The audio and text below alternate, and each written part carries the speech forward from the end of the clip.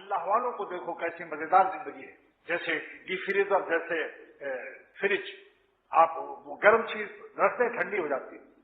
اللہ والوں کی علامت یہ ہے کہ ان کے پاس بیٹھ کر وہ ڈی فریزر اور فریج ہے، ان کے پاس غمزدہ پریشان آدمی بھی بیٹھ کر دیکھ لے کہ اس کے قلب کو کتنا سکون ملتا ہے۔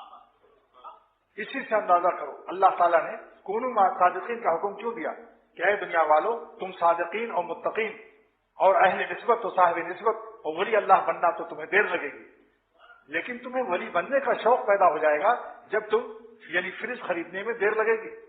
ابھی کسی فریج کا عارضی طور پر اپنی بوتل رکھ دو اس کے یہاں، یعنی اپنے جسم کو خانقاہوں میں لے جا کر رکھ دو، جب ٹھنڈک ملے گی تو پھر تم تھوڑا تھوڑا پیسہ جمع کر کے فریج بھی خریدو گے۔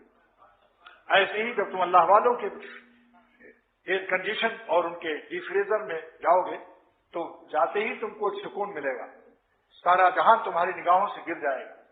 اس اللہ والے کی صحبت سے تم کو اللہ کے نام کی مٹھاس، سکون، ٹھنڈک جب پاؤ گے تب تمہیں اللہ والا بننے کا شوق پیدا ہو جائے گا۔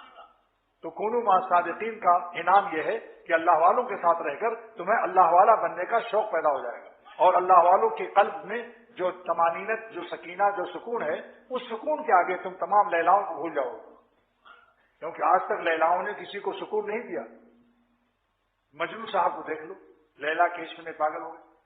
بنگلہ دیش کے ریڈیو نے ایک اشعار غزل کا پیش کیا کہ مجنو منہ سے بولو نا، لیلا سامنے کھڑی۔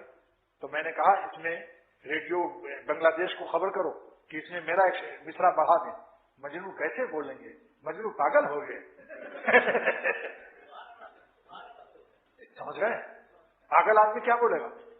لیکن مولا کے عاشقین آج تک کوئی پاگل نہیں